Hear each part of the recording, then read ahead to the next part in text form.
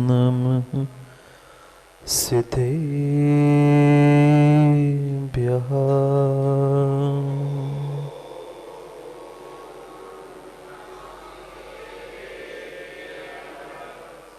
श्रीमद्परं गम्भीर स्याद्वान्मोघलाञ्छनम्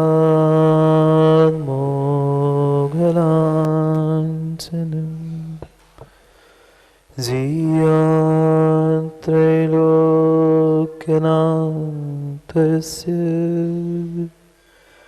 शासनं जिनशासनम् सत्त्वेषु मैत्रीं गुणेषु प्रमोदं क्लिष्टेषु जीवेषु कृपापरस्त्वं मध्यस्थभावं विपरीतवृत्तो सदा ममात्मा विदधातु देव। नमो हरिहन्ताणं नमो सिद्धाणं नमो आयरिहाणं नमो वत्सयाणं नमो लोये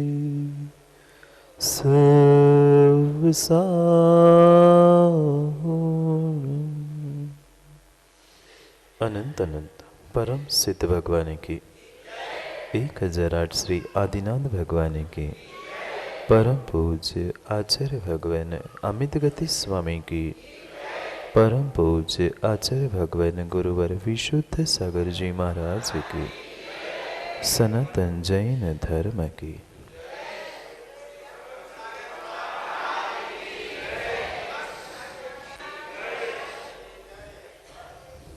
अंतिम तीर्थेश वर्धमान स्वामी के शासन में हमसे विराजते और उनकी ये पावन पीयूष देशना हम सभी के लिए परम उपकारी। अनादिकाल से हमारी आत्मा में जो जन्म जरा और मृत्यु रूपी रोग लगे, उन रोगों का उपशमन करने वाली कोई परम औषधि है तो वह एकमात्र यह जिनवाणी। भव्यात्माओं, भावना भवनाशिनी और भावना भववर्धिनी हुआ करती। व्यक्ति की जैसी भावना होती है उसके साथ बिल्कुल वैसा ही कार्य घटित हुआ करता।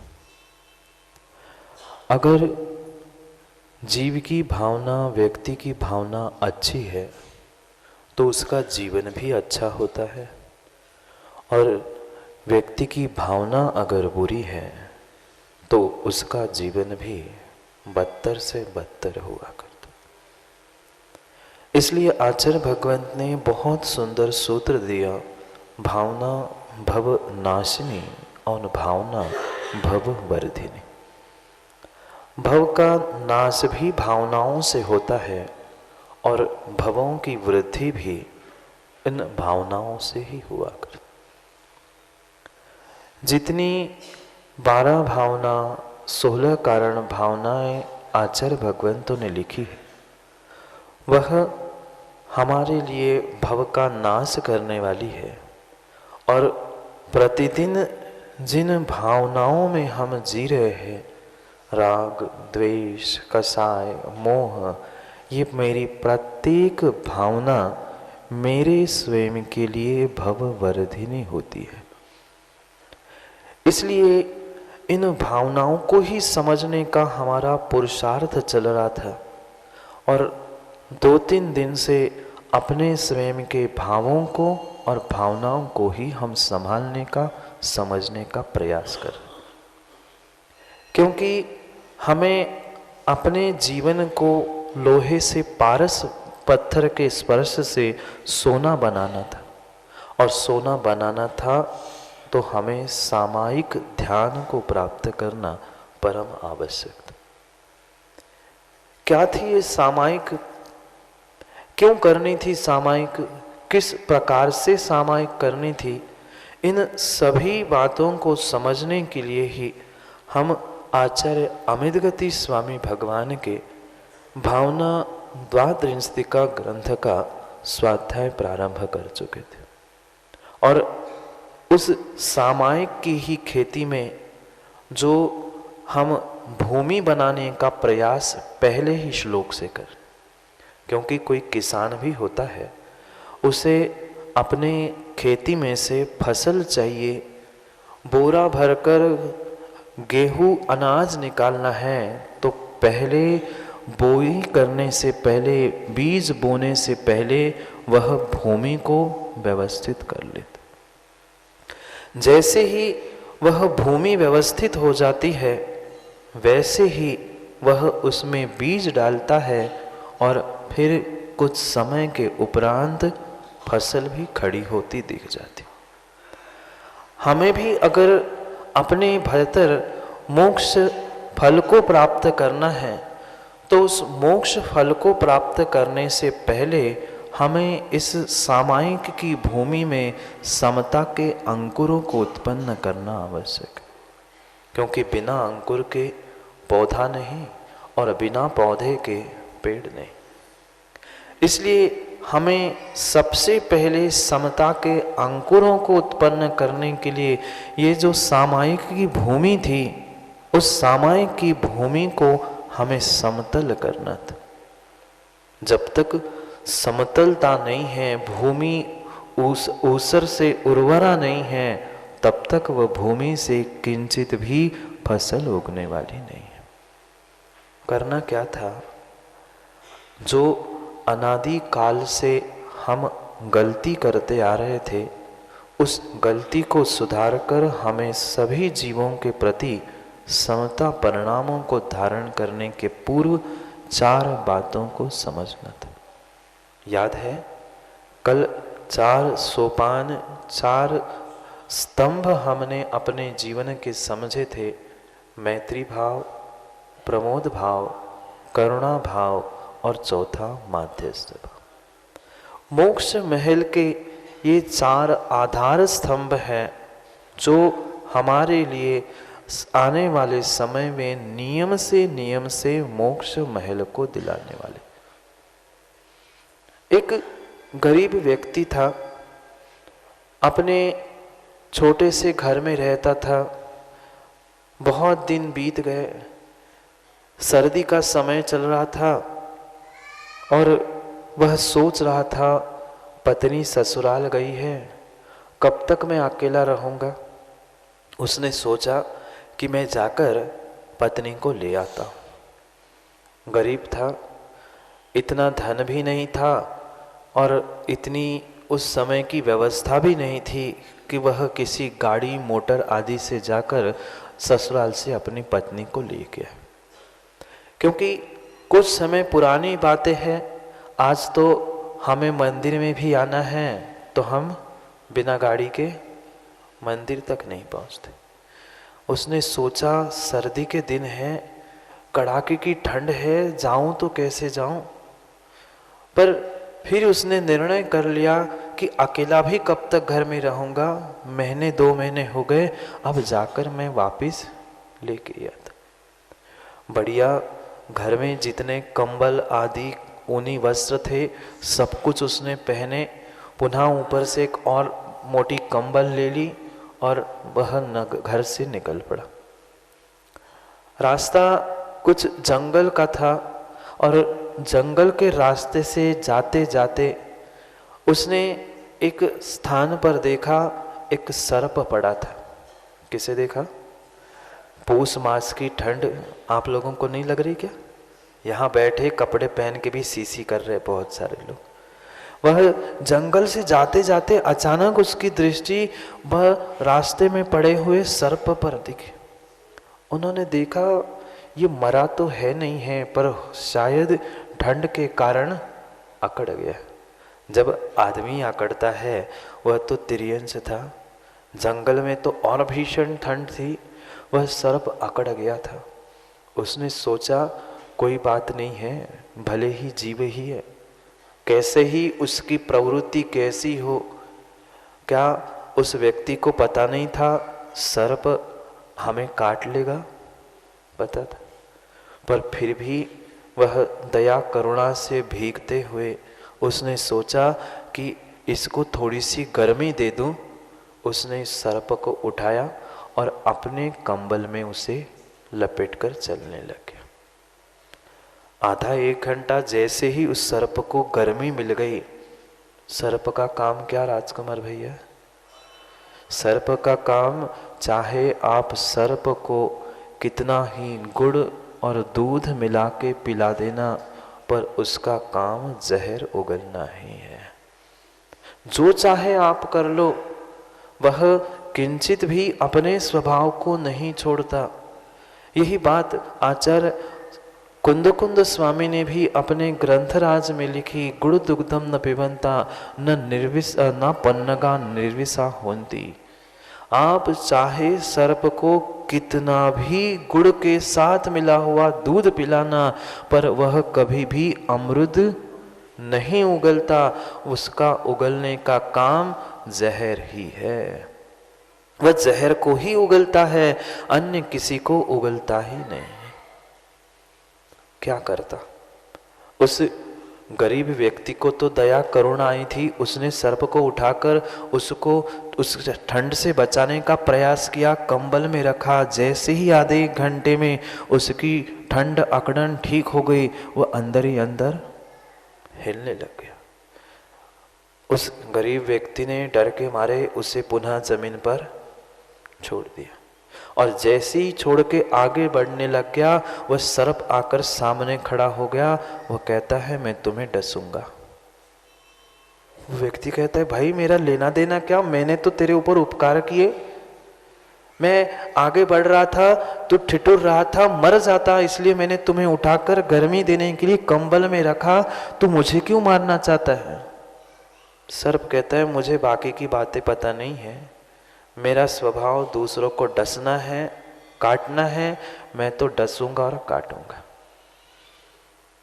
उस सर्प ने खूब उसे डसने का प्रयास किया, वो बचने का प्रयास करता रहा, वार्तालाप भी चल रहा था।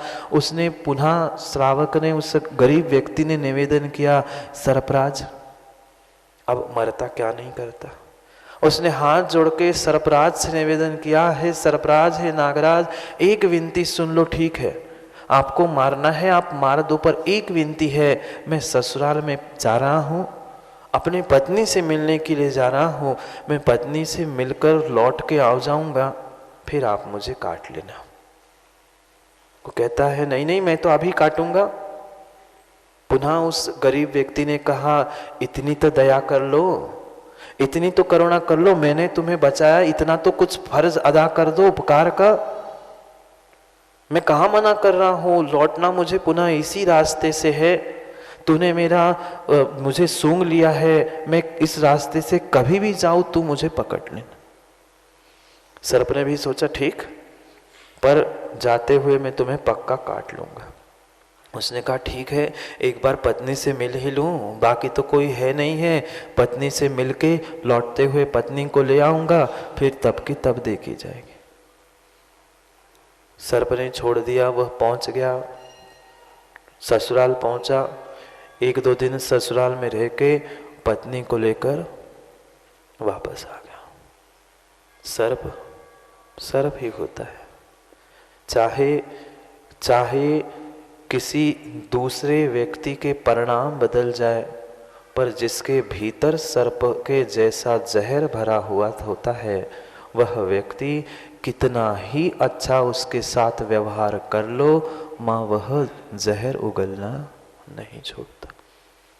मात्र सर्प ही नहीं, ऐसे भी वर्तमान में जीव है जिनके तुम जीवन भर उपकार कर लो, पर उनकी वह जो अपने भीतर के जहर से भरे हुए हैं, उन जीवों की परिणति अंतिम श्वासों तक नहीं बदलती, क्योंकि उन दुर्जनों ने अपना वैसा स्वभाव ही बना के रखा होता है। सर्प की भांति कुछ अच्छा होता दिख जाए, हम डसने खड़े हैं।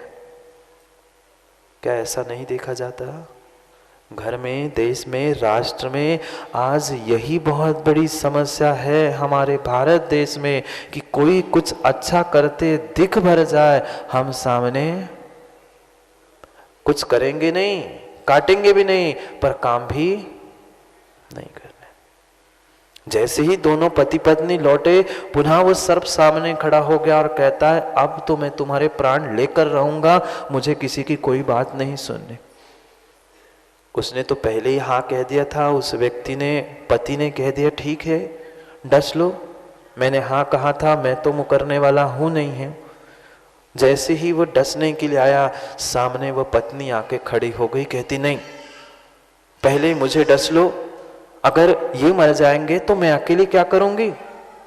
वो सर्प कहता है, मुझे तुझसे कोई दुश्मनी नहीं है, पता नहीं ये मेरा पिछले जन्म का कोई शत्रु है, कोई वैरी है, मैं इसे डसना चाहता हूं और मैं इसे ही मारूंगा, तुम्हें मारने वाला नहीं। पत्नी कहती है, आप इसे मार दोगे, मैं अकेले कैसे जीवन यापन करूंगी, मैं कैसे जीऊंगी, मैं क्या कर सकती हूं। उस सर्प ने कहा, मुझे वो कुछ नहीं पता, मुझे इससे दुश्मनी है, मैं इसका कांटा निकालने वाला।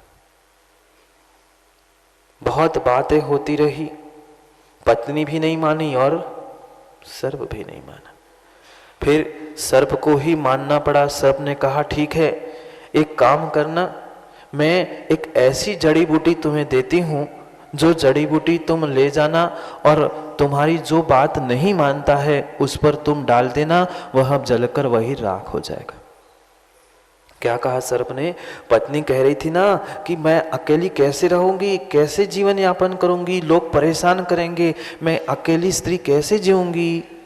सर्प ने कहा, ये जड़ी बूटी ले जाओ और जिस व्यक्ति पर डाल दोगे वह व्यक्ति तुरंत ही भस्म हो जाएगा, तेरा संकट दूर हो जाएगा। पत्नी ने वह जड़ी बूटी ली। पत्नी बहुत समझदार थी, ज्ञानी थी। उसने वह जड़ी बूटी ली और आलोक भाई किस पे डाली? वही जड़ी बूटी लेकर उस सर्प पे डाल दी। सबसे बड़ा कांटा कौन था? वही था। कथा में 4 सोपान, 4 खंबे मिले, समझने का प्रयास करना। वह जीव के भीतर जो गरीब व्यक्ति था, वह जो रास्ते पर ठिठुर रहा था, अकड़ गया था, सर्प उसके प्रति मैत्री, करुणा, प्रमोद और आते हुए मारने का भी प्रयास किया, तो मध्यस्थ भाव थे। भले ही कथानक भिन्न था, पर समझना हमें इन 4 सोपानों को ही था। उस व्यक्ति के पास मैत्री थी, प्रमोद था, करुणा थी और मध्यस्थता भी थी। इसलिए रक्षा किसकी हुई? रक्षा किसकी हुई? रक्षा उस व्यक्ति की हुई, ना कि सर्प की हुई। बहुत सारे जीव कहते हैं, महाराज जी दूसरे के अच्छा सोचने से हमें क्या मिलेगा, दूसरे के साथ मैं मैत्री कर लूंगा, दूसरों के सुख की मैं कल्पना कर लूंगा, तो मुझे क्या मिलेगा। जैसे उस गरीब व्यक्ति ने किसी के बारे में बुरा नहीं सोचा था, इसलिए उसके जीवन में बुरा होते होते भी बुरा नहीं हुआ था। और जिसके साथ उस व्यक्ति ने अच्छा किया था, उसे बचाने का प्रयास किया था, उस सर्प ने बुरा सोचा था, इसके लिए बुरा किसका हुआ? सर्प का हुआ। ये कर्म सिद्धांत अटल है, अटल है, अटल है। जो जैसा करता है, जो जैसा दूसरे के लिए सोचता है, उसके साथ वैसा ही होता है, चाहे अच्छा हो चाहे बुरा हो।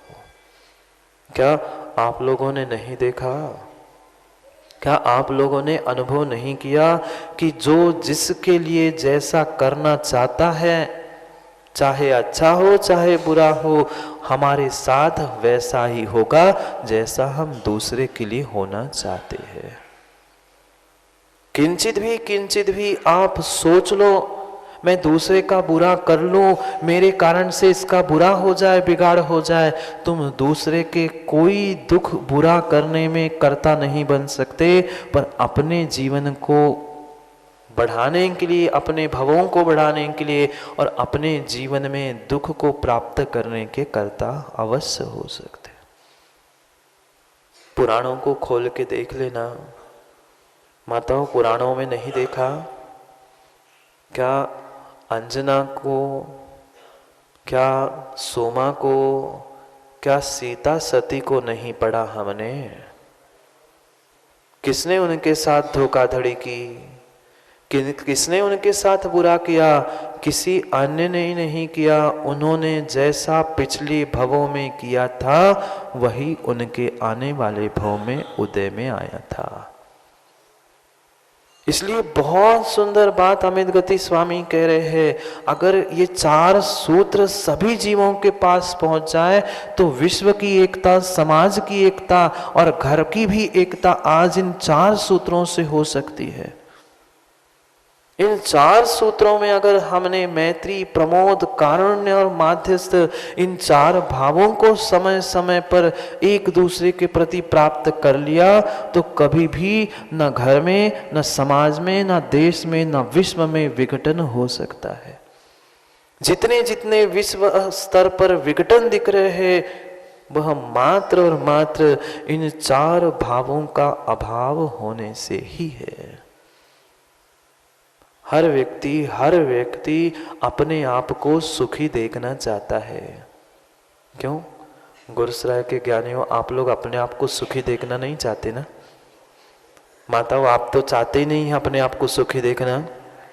हर व्यक्ति यहाँ बैठा हुआ अपने आप को सुखी देखना चाहता है। अब सही सही और बोलना, क्या दूसरे को सुखी देखना चाहते हैं? आप मौन क्यों हो गए? बोलो ना। अपने आप को तो हर व्यक्ति सुखी देखना चाहता है, पर मां पड़ोसी को सुखी देखना कब चाहा? नहीं चाहा। किंचित भी हमने दूसरे को सुखी देखना नहीं चाहा। सबसे बड़ा हमारा जीवन का दुख तो रवि भैया यही है कि दूसरा सुखी क्यों है। व्यक्ति अपने दुखों से कम दुखी है, दूसरों के सुख से आप लोग कह रहे हो ज्यादा दुखी है परम सत्य है। चाहे स्वीकार करो नहीं करो, भीतर यही परिणाम होते हैं। मां ईर्ष्या, स्पर्धा क्यों हुई दूसरों से? उसके पीछे का कारण यही था, मेरे भीतर मैत्री भाव नहीं था। प्रेम की बात नहीं चल रही, बिल्कुल भी युवाओं, प्रेम की बात नहीं है। प्रेम तो एक विशेष उम्र समय का मात्र प्रभाव हो सकता है, वह विषय वासनाओं के प्रतीक हो सकते हैं, पर यहां मैत्री की बात कह रहे हैं। कोई मित्रता नहीं। बहुत अच्छे से आलोक भाई अंतर समझना। मित्रता का अर्थ एक दूसरे के गले में हाथ डालकर कहीं घूमने, पिकनिक मनाने चले जाना, कहीं एक थाली में बैठकर एक दूसरे के झूठन को खा लेना, यह मैत्री नहीं है। मित्रता हो सकती है पर मैत्री नहीं है। शब्दों के अंतर को समझना, मैत्री और मित्रता। जहां मित्रता होती है वहां कहीं ना कहीं उसका विरुद्धार्थी शब्द, उसका अपोजिट शब्द शत्रुता होती ही है, पर मैत्री का कोई विरुद्ध शब्द है ही नहीं है। बनाओ, मैत्री का शब्द नहीं, मित्रता का शत्रुता तो हो सकता है, पर मैत्री का शत्रु, शैत्री ऐसा कोई शब्द विरुद्ध बनता ही नहीं है। बहुत गहरे रहस्य आचार्य भगवंत ने यहां उद्घाटित किए हैं। सत्वेषु मैत्रीम, मैत्री की बात कर रहे हैं, पर क्या करे, हमने धर्म आयतनों में भी आज तक मैत्री के परिणाम नहीं रखे, नहीं रख पाए। ये मैत्री धर्म की अनुभूति का द्वार था, पर क्या करे, हम पूरी हमारी बनियागिरी इस धर्म में ही लेके आए। प्रत्येक स्थानों पर परीक्षा, प्रत्येक जगह पे तर्क वितर्क विज्ञान, मात्र इसके ही पीछे हम धर्म की अनुभूति से दूर है। मां, आप लोग धर्म करते हो? बोलो ना, आप लोग धर्म करते हो? मैं तो मना कर रहा हूं। धर्म ऐसी वस्तु है कि धर्मा सर्व सुखा करो हित करो। धर्म करने से जीवन सुखमय होता है। आपका सुखमय है? आप बोलो। है, ऐसा कह रहे है महाराज जी।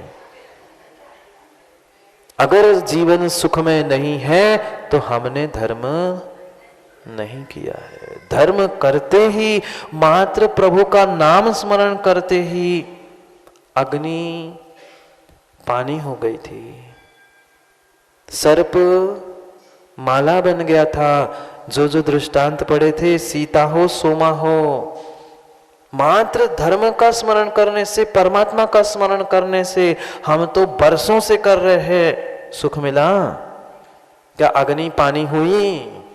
सर्प कभी माला हुई? नहीं हुई। माला और फांसी बन गई हमारी गले की। विचार करो, फिर हम धर्म कर रहे हैं, धर्म मना रहे हैं कि महेंद्र भैया धर्म मचा रहे हैं। अंतर समझ में आया? धर्म करने से सुख की प्राप्ति होती है। हमें आज तक सुख नहीं मिला, मतलब हम मात्र धर्म की क्रिया कर रहे हैं, क्रिया रूप धर्म कर रहे हैं, पर धर्म रूप धर्म नहीं कर रहे, अनुभूति रूप धर्म नहीं कर रहे हैं। अनुभूति तभी होगी जब ही मेरी सभी जीवों के प्रति मैत्री भाव होंगे, सभी को हम समान देखने का प्रयास करेंगे। जब तक मैत्री नहीं है तब तक अहिंसा रूपी धर्म ही नहीं है। नहीं है, कौन सी मैत्री? मैत्री का मतलब, पुनः कह रहा हूं, कहीं पार्टी पिकनिक मनाने के लिए घूमने 4 लोगों के साथ चले जाना, ये मैत्री नहीं है। किसी एक उम्र विशेष में किसी के प्रति लगाव हो जाना, प्रेम हो जाना, ये भी मैत्री नहीं है।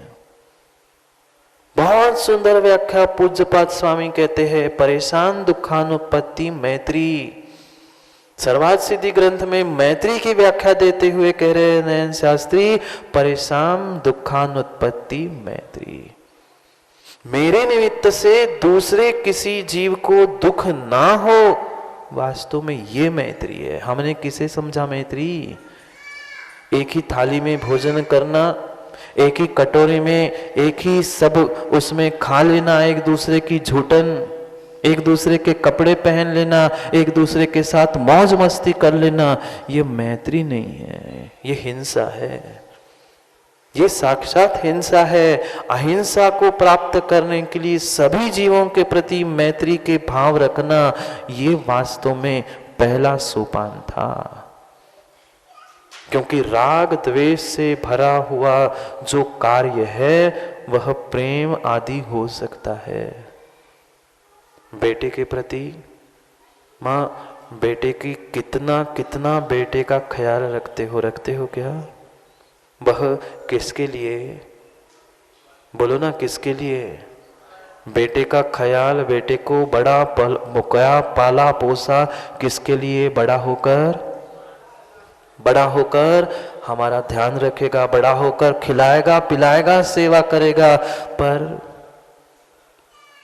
ये मात्र प्रेम था, स्वार्थ के वशीभूत किया हुआ कार्य था।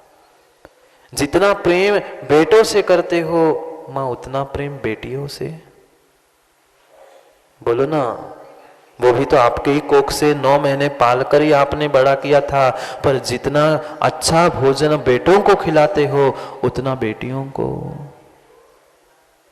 यहाँ तो कहने के लिए हमारे पास बहुत सारी बातें हैं। हम अहिंसामयी विश्व धर्म को मानने वाले हैं, हिंसा बिल्कुल नहीं करते हैं, पर घर में ही एक दूसरे व्यक्ति से कैसे दुघात व्यवहार करते हैं, जिससे हमारा स्वार्थ सध रहा है, जिससे हमारा काम बन रहा है, उसकी तो हम जय जय करते हैं, उनके आगे पीछे घूमते हैं, हर उसकी बात मानते हैं, उसे मित्र भी बना लेते हैं, पर मैत्री हमने आज तक किसी से नहीं की।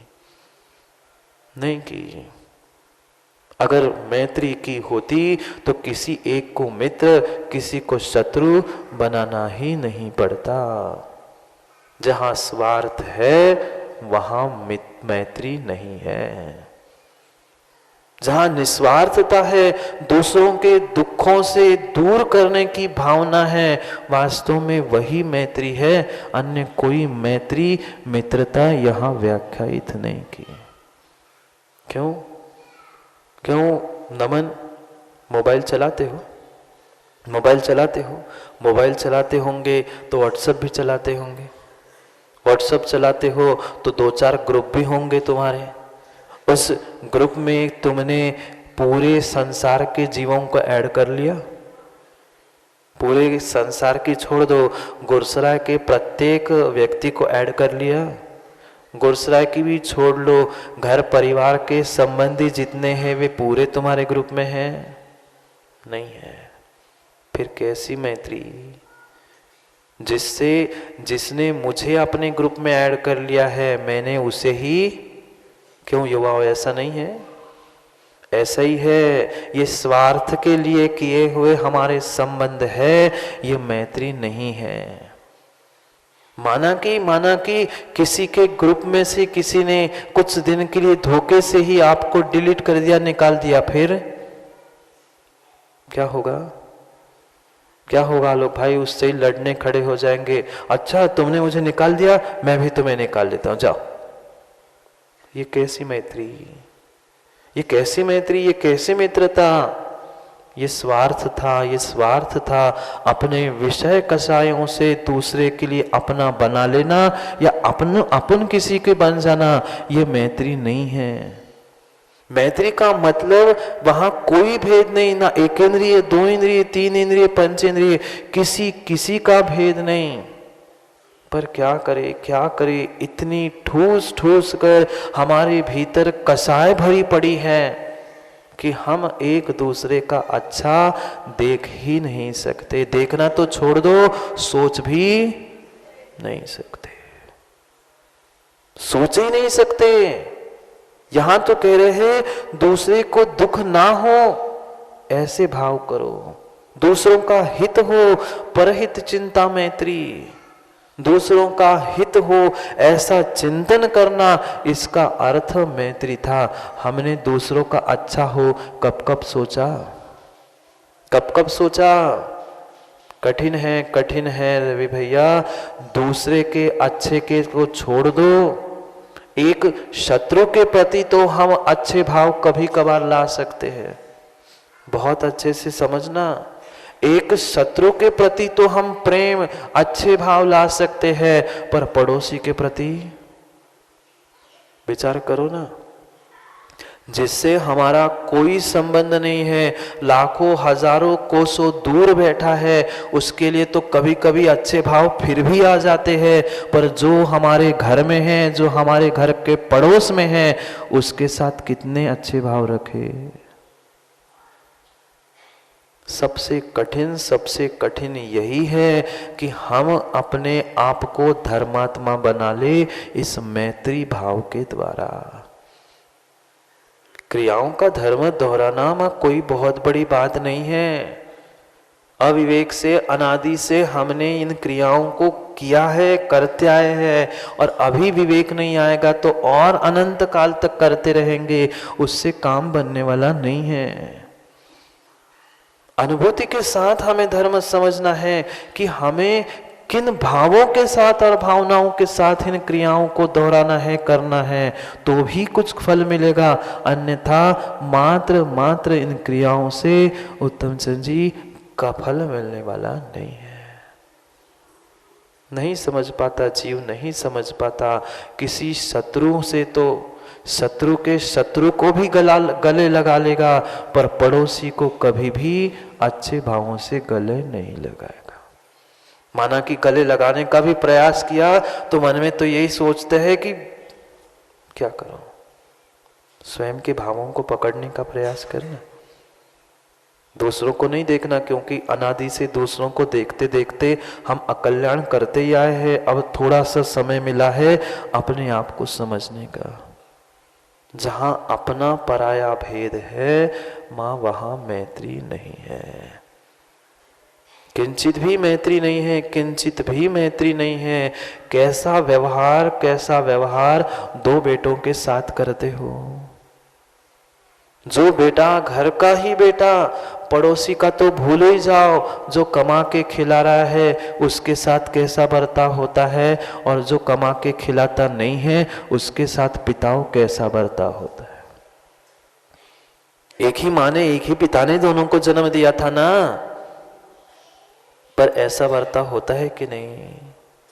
एक ही घर में दो बेटे थे, दोनों को बेटा कह रही थी माँ, पर एक आपका पेट का बेटा था और एक मात्र आपके मुख का बेटा था, मुंह बोला बेटा था। देवरानी जेठानी के बेटे को भी तुम बेटा ही कहते हो ना, उनको भी बेटा ही कहते हो, पर उसके साथ कैसा व्यवहार और अपने बेटे के साथ कैसा व्यवहार, विचार करना। ये जब तक हमारा अपना पराया इसका उसका राग द्वेष रूपी परिणाम चलेंगे, तब तक हम दूसरे के सुख के बारे में सोच ही नहीं सकते। ये पक्का मानना, हम किसी का अच्छा बुरा भला कर ही नहीं सकते, पर उसके अच्छे बात के बारे में सोचने से हम अपना जीवन अच्छा कर रहे हैं। क्योंकि आप कितना ही प्रयास करना दूसरे के घर के सामने गड्ढा खोदने का, तुम दूसरे को गड्ढे में डालने से पहले स्वयं गड्ढे में तुम उतरे हो, ये भूल मत जाना।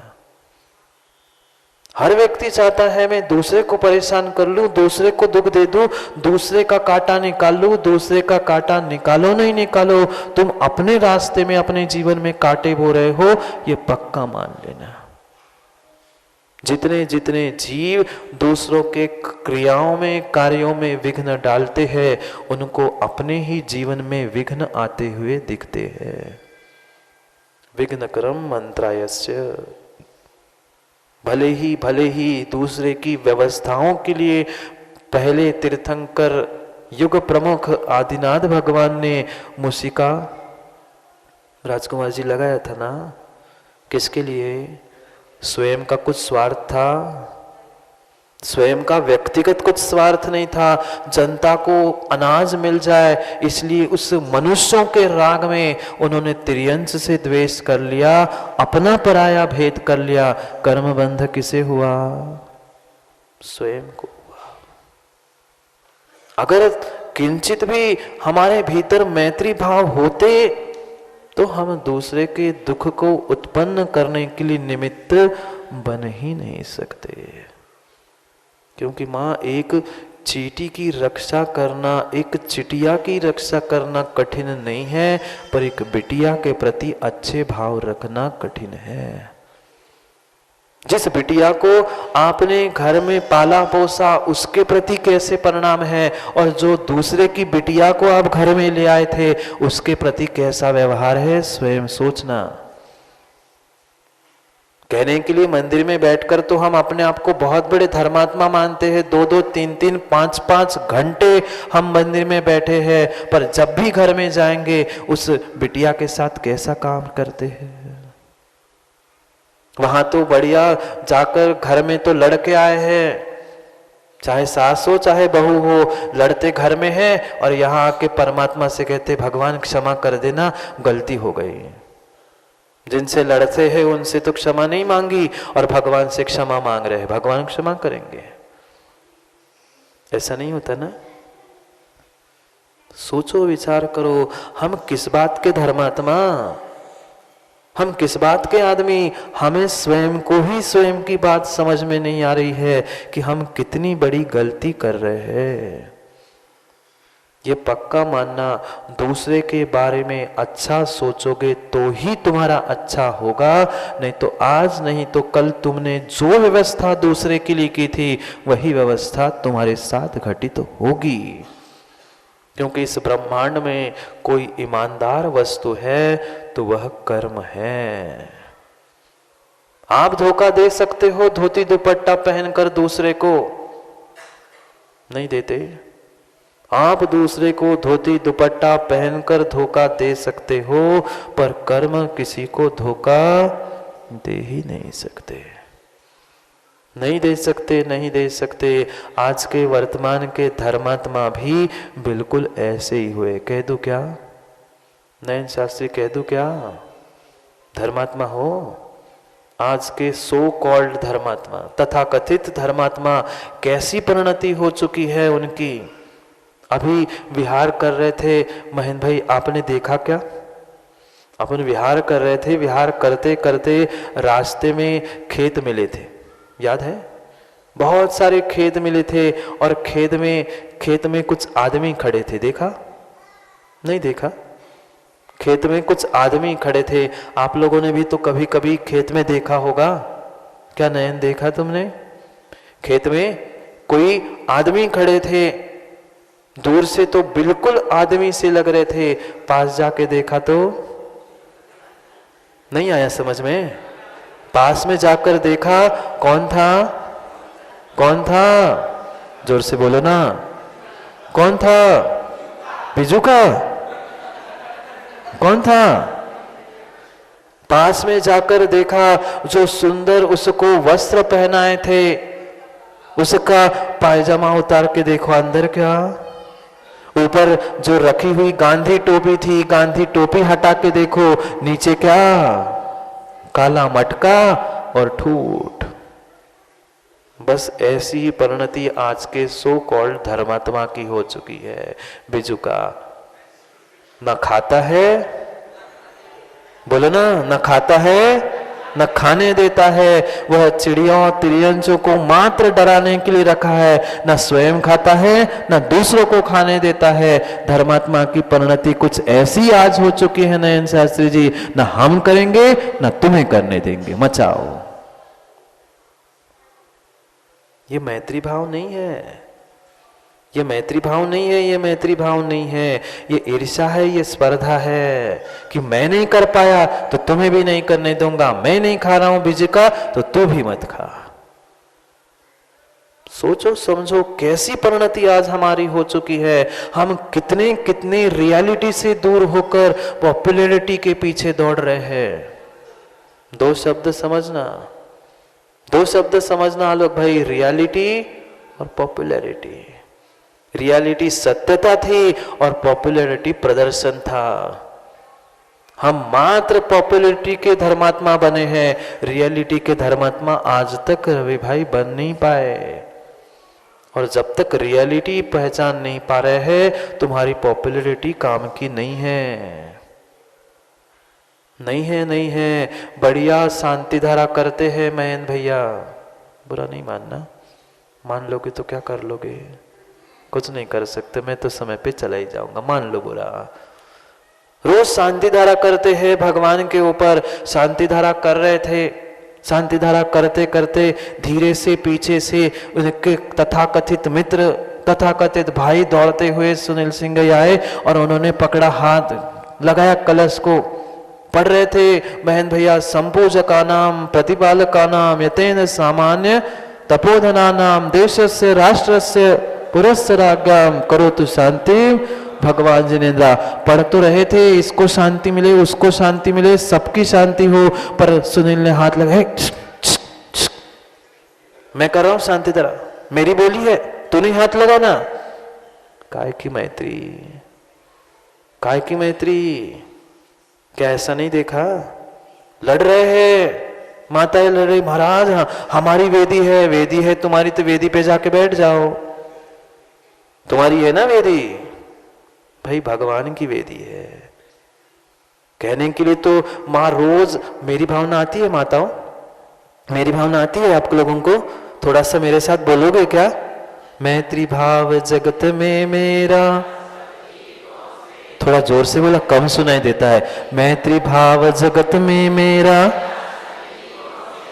किनसे किनसे किनसे, क्यों झूठ बोल रहे हो?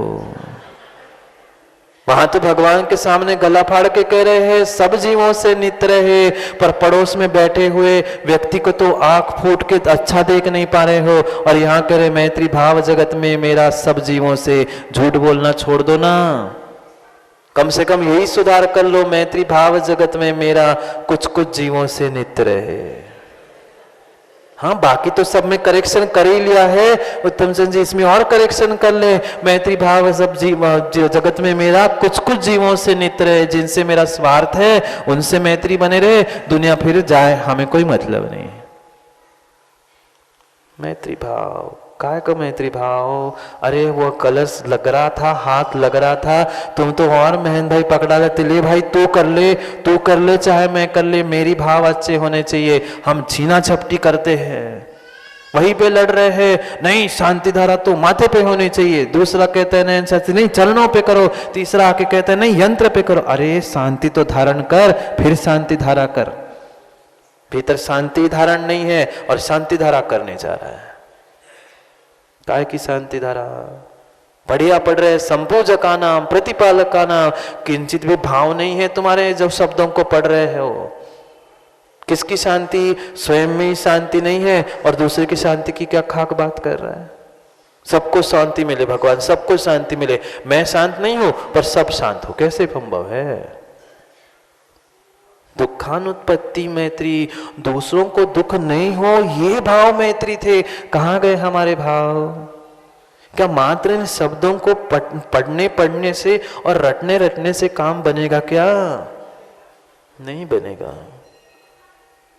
नहीं बनेगा, नहीं बनेगा। इन भावों को और भावनाओं को सुधारने का प्रयास करो। जो धोखे के आदमी और धोखे के धर्मात्मा हम बन के मात्र पॉपुलैरिटी लूट रहे हैं, उससे काम बनने वाला नहीं है। धर्म की रियलिटी समझो, धर्मात्मा की रियलिटी समझो कि हमें करना क्या था, हमारी परिणाम, हमारी परिणति कैसी होनी चाहिए थी, वही हम मात्र दिखावे के पीछे भूल चुके हैं। क्या पूर्वाध्यक्ष जी गुलाब चंद जी, क्या नाम है?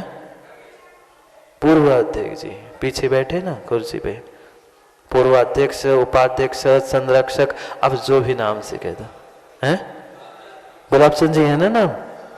चाहे गुलाब चंद जी हो, चाहे कोई सुरेश चंद जी हो, चाहे रमेश चंद जी हो, क्या गुलाब चंद जी ऐसी परिणति नहीं हो रही आज? तथा कथित धर्मात्माओं की नहीं कह रहा हूं मैं। धर्मात्मा कभी भी रियलिटी को छोड़कर पॉपुलैरिटी की ओर नहीं दौड़ता। वह तो अपना काम कर लेता है, अपना धर्म कर लेता है, पर जहां दिखावा है वहां धर्म नहीं है, और जहां धर्म है वहां दिखावा नहीं है। इसलिए थोड़ा सा सुधार कर लो माताओं, सुधार कर लो। बगल में बैठे हुए, वह घर में बैठे हुए जीव द्रव्य के प्रति, बिटिया के प्रति तो हमारे करुणा भाव, दया, मैत्री के भाव है नहीं है, और भगवान से कह रहे मैत्री भाव जगत में मेरा, कुछ कुछ जीवों से नित्य रहे। आज से कह दोगे ना कुछ कुछ जीवों से, नहीं कहो, फिर जैसा कह रहे हो वैसा करो, नहीं तो जैसा कर रहे हो वैसा कहो, नहीं तो मायाचारी का फल और मिलेगा, ध्यान रखना। नहीं मिलेगा क्या? मिलेगा। यही तो फल है, साक्षात स्त्री पर्याय मिली है। अभी नहीं सुधरोगे तो कभी नहीं सुधरोगे, ये भी पक्का है।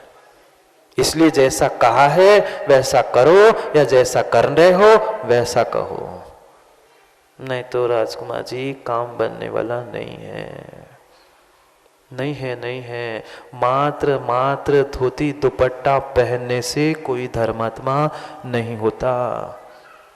बुरा मानो अथवा नहीं मानो, पर परम सत्य बात यही है। हम बिजुका बन के नहीं रहे। अगर बिजुका ही बनना है तो फिर खेत में जाके खड़े हो जाए। ना हम धर्म करते हैं, ना माँ दूसरों को करने देते हैं। तनक भी थोड़ी भी मैत्री हो तो आने वाली पीढ़ी को, समाज को, सबको हाथ में लेकर हमें आगे बढ़ने का प्रयास करना होगा। कई मंदिरों में, कई स्थानों पर हमने देखा कि कोई युवा पहुंचता है तो वह बहुत सारे पुराने बुजुर्ग जीव टोकते हैं कि क्या तुम आ गए, आज तुम अभिषेक करोगे? अच्छा, क्यों? नमन ऐसा नहीं होता ना। माना कि धोखे से तुमने धूप चढ़ाने की जगह पे पीली चटक उठा के चढ़ा दी, बगल में खड़े हुए बिजू का कह दूं कि धर्मात्मा कह दूं, तुरंत चिल्ला पड़े, अकल नहीं है तुम्हें, बहुत बड़ी पूजा करने आ गया, चढ़ा क्या रहा है देख तो पहले। अरे भाई, तू अपने थाली में देख, उसके थाली में वो चढ़ा रहा है, वो अपने कर्मों की निर्जरा कर रहा है, तो उसकी क्यों मांझ रहा है थाली? क्यों आज की युवा पीढ़ी धर्म से दूर हो रही है? क्योंकि मैत्री परिणाम नहीं है। अरे आने तो दो, एक बार, दो बार, चार बार, मां गलती करेगा, पांचवी बार प्रेम से समझाओ ना। गलती की थी, पूजा के बाद समझाते, बेटा ऐसी कड़कड़ाटी ठंड में तूने निद्रा छोड़कर, गद्दी छोड़कर, कंबल छोड़कर यहाँ तू वस्त्र पहनकर आया है, अभिषेक पूजा कर रहा है, धन्य है तेरे परिणाम, अहो भाग्य तेरे। फिर धोखे से फिर कहता, बेटा तूने पूजा करते समय छोटी सी गलती की थी, वो सुधार लेता तो कितना अच्छा होता। अगर राजकुमार जी आप ऐसा कहते, वह नमन तुम्हारे 4 बार पैर पड़ता, भगवान के बाद में पड़ता, पहले आपके पड़ता कि आपने सही मार्ग बताया और तुम वही टोक दो। वो कहता तुम रहो, तुम्हारे भगवान जाने, हमें कोई मतलब नहीं। सोचो, ये धर्म के अनुभूति का स्थान ही मैत्री है। मैत्री का मतलब समान वय के लोगों के साथ नहीं, एक बुजुर्ग बच्चे के साथ कर सकता है, बच्चा भी बुजुर्ग के साथ कर सकता है। ये मैत्री, दुख ना हो, कष्ट ना हो, ये परिणाम मैत्री है। ना एक इंद्रिय का भेद, न पंचेंद्रिय का भेद, न कुल का, न जाति का, न धन का, न किसी का भेद। जहां भेदभाव से रहित परिणाम है, वास्तव में वही मैत्री है। ये मैत्री के परिणाम है कि ये पटेल जी आकर रोज जिनवाणी सुनते हैं। कुछ अच्छा मिलता है तभी तो परिणाम होते हैं। इसलिए सोचे समझे हमारी परिणति कहां जा रही है। मां से क्या बोलोगे, मैत्री भाव जगत में मेरा कहते हो तो करोगे क्या? जाके जिनसे घर में आज तक लड़ाई हुई है ना, कभी सास बहू, बहू सास, बेटे आदि से, उनसे क्षमा मांग लेना। भगवान से क्षमा मांगने से, गुरु से प्रायश्चित लेने से मात्र काम नहीं होगा। हृदय में भाव भी हमारे आने चाहिए, दूसरों का अच्छा सोचना भी चाहिए और दूसरों का अच्छा करना भी चाहिए। अगर अच्छा करने के, अच्छा होने के भाव नहीं है तो किंचित भी हमारा धर्म करना बिजू के से अन्य कुछ भी नहीं है। हमारा तो एक एक पल, एक एक क्षण, एक एक समय इतना कीमती है। वो प्रत्येक समय, प्रत्येक क्रिया हमारी धर्म के और धर्मात्मा के सहयोग के लिए होनी चाहिए। चाहे कितना ही नयन शास्त्री 4 बार कह ले कि माला पूरी करनी है, ये करना है, वो करना है, पर जिनको वास्तव में एक दूसरे के प्रति मैत्री है और वास्तव में जितनी लोग चाहते हैं, आप लोग नहीं चाहते ना? कुछ गुरसराय में कितने साल हो गए? लगभग 15 साल से भूमिका चल ही रही ना राजकुमार जी। 15-20 साल से लगभग 24 की 15-20 साल से रोज 10 हो 15 हो जितने भी है चल ही रही है। क्या आप लोग नहीं चाहते ना माताओं? जो चाहते हैं वे स्वयं अपने मन से वह मालाओं को पूर्ण करने का प्रयास करना, अगर निर्विघ्न, क्योंकि 10-15 साल से तो मात्र सोच ही सोच चल रही है। अगर कुछ करना है अपने प्रति और सब समाज के प्रति मैत्री के अगर भाव है तो हम अपने समय को समय निकाल कर, मैं तो प्रत्येक युवा से कहता हूँ, क्यों मात्र माला फेरने से माँ क्या मंदिर का काम होगा? स्वयं को पुण्य नहीं मिलेगा? नहीं मिलेगा ना? बोलो ना, स्वयं को ही पुण्य मिलेगा। ये तो मात्र हमारी संख्या और एक नाम क्रिया होती है, इसलिए सबसे अधिक पुण्य तो जो करेगा उसे मिलेगा। इसलिए सोचना, विचार करना, निर्णय करना। तनक भी, कितनी तनक भी मैत्री के परिणाम है। सबका, समाज का अपना हित चाहते हैं तो मैत्री के परिणामों के साथ वास्तविकता के, रियलिटी के धर्मात्मा बने, पॉपुलैरिटी के पीछे नहीं दौड़े। दिखावा नहीं, असलियत। क्योंकि दिखावा करने वाला, ना खाने वाला ना खिलाने वाला, वो कौन होता है महेंद्र भैया? बिजू का। बिजू का बनना है। समय हो गया है, समय हो गया है। किसका? बिजू का बनने का। अब निर्णय करना, बिजू का बनना है कि धर्मात्मा बनना है। धर्मात्मा बनना है तो मैत्री भाव आना आवश्यक है। अभी एक ही 4 भावों में से एक ही समझ पाए, कैसे होगा ग्रंथ?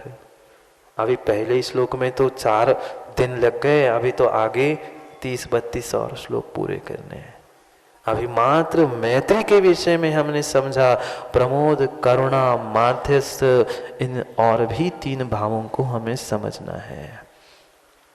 समय हो गया है घर जाने का। वो नहीं, घर जाने का। घर में तो जाके घर घर घर घर, घर में जाके तो घर घर, कभी बीवी की, कभी बच्चों की, कभी पति की, किसी ना किसी की घर घर तो सुननी है। उस घर घर से दूर होकर निज घर में जाने का समय आया है। सामायिक करने का समय आया है। करो नहीं करो सामायिक, जब करो तब करना, पर कम से कम सुनते सुनते सामायिक का आनंद ही लूट लो। कि कैसे भूमिका बनानी है, कैसे हमें भूमि बनानी है। समता के अंकुर तभी प्राप्त होंगे जब मैत्री, प्रमोद, करुणा और माध्यस्थ के भाव हमारे पास होंगे। जाओ, कल करते हैं पुनः चर्चा। और 3 सूत्र जो सोपान रूप दिए गए हैं, उन सोपानों को प्राप्त करने के लिए अपना परायों का भेद छोड़कर सबकी उन्नति हो, यही भावना हो। संपूजक का नाम कैसे है? मेरा कलश, मेरी बोली नहीं, संपूजक का नाम। जितने संसार के जीव हो, एकेंद्रिय से लेके पंचेंद्रिय, सबका कल्याण हो, सभी दुखों से दूर हो, ये मैत्री भाव मेरे जीवन में सबके प्रति प्रकट हो। इन्हीं भावों से समय को यही विराम लेंगे, क्योंकि समय आज का यही पूर्ण हुआ। कल पुनः समय पर, समय की बात समझने के लिए समय पे मिलते हैं, क्योंकि समय पे किया गया काम समय को दिलाता है।